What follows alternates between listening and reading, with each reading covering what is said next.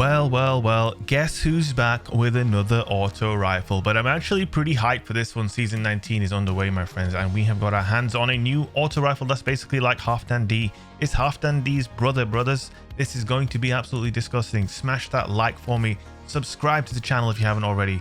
And here it is, the Lodbrok-C. My progeny will avenge me. Is that HalfDan-D speaking to us? Is this one of HalfDan-D's sons? I don't know. But listen, guys, if you thought HerodC was close to HalfDan, you were completely wrong. Ricochet, fluted barrel, stability, masterwork. This is a decent triumvirate of perks for this weapon.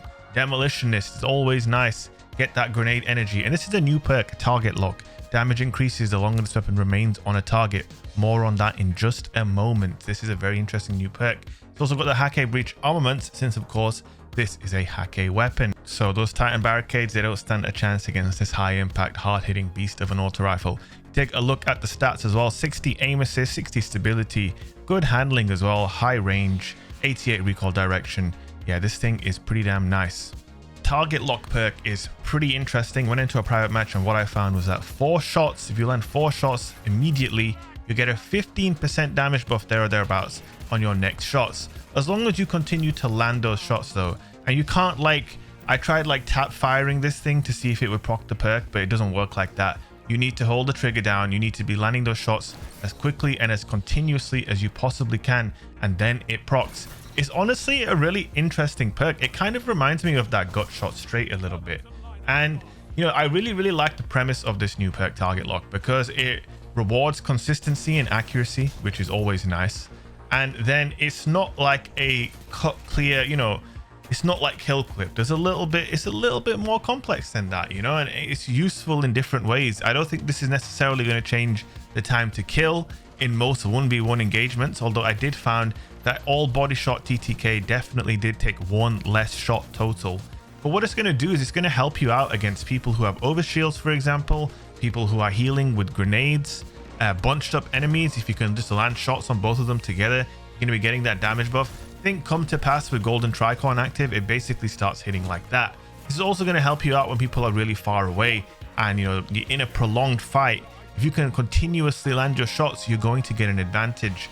This weapon and this perk combination, it is genuinely really nice, and I'm impressed with target lock so far. So thanks to LightGG, we're taking a look at the perk pool on this weapon, and I've got to say I'm absolutely impressed with what I see here. There are some absolutely fantastic perk options. The first column, you've got dynamic sphere reduction, you've got demolitionist, you've got the newly buffed osmosis, you've got perpetual motion, fragile focus. Then in the second column is where it gets really spicy. You've got kill clip, adrenaline junkie, which can obviously go with that demolitionist really nicely. And there's a new perk aside from target lock, and it's called cascade point. Final blows or sustained precision hits with another weapon increases this weapon's rate of fire for a short duration. So I assume it's going to retain its damage whilst ramping up its rate of fire. How much, I don't actually know yet, because I haven't got my hands on that perk. But that perk does sound very interesting. Pairing that up with perpetual motion or dynamic sphere reduction could be really good. You've also got wellspring, then of course target lock, and then you've got tap the trigger, which is an insane consistency perk for this weapon. Guys, if you are enjoying the video, just a quick reminder to hit that like button. It really helps me out, especially at the start of the season with so much content coming out.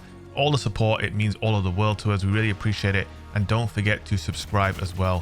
Thank you so much. And anyway, going back to the video, I just want to talk about the things that this weapon gets right compared to the gun that came before it, which would be the HerodC. The HerodC is a gambit, kinetic, high impact HAKKE auto rifle, but it's stasis HAKKE auto rifle. It's almost the same gun. The only difference is it drops in gambit. This is a world drop, and of course it's stasis. And what does that mean? Well, the stasis muzzle flash was really bothering me on the HerodC, and this weapon absolutely solves that problem. So that is absolutely brilliant. I'm a huge fan of that. And the second, and perhaps the most important thing of all, is the sight on this weapon. It has the HAKKE holographic sight. This is one of the best HAKKE sights in the game. Comparing this sight to the HerodC's zoomed in scope, it's not even comparable.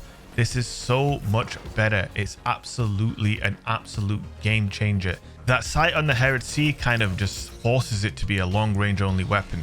With this weapon, you'll be able to compete in mid-range, and if we put together, say, a perpetual motion tap the trigger roll on this gun, the stability and the consistency will be insane on this gun, and the sight will allow you to compete at all ranges. It has a zoom value of 19, which is pretty damn good, but the actual sight itself, it's not really that zoomed in, is it? It gives you a clear sight of the battlefield. And I guess what I'm trying to say is that this is better than HAKKE in just about every conceivable way possible. It is just absolutely disgusting.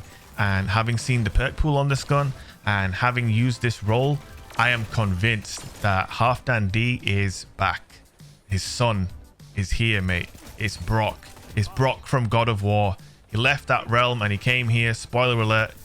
This is where he's ended up, man. He's ended up in Destiny as an auto rifle.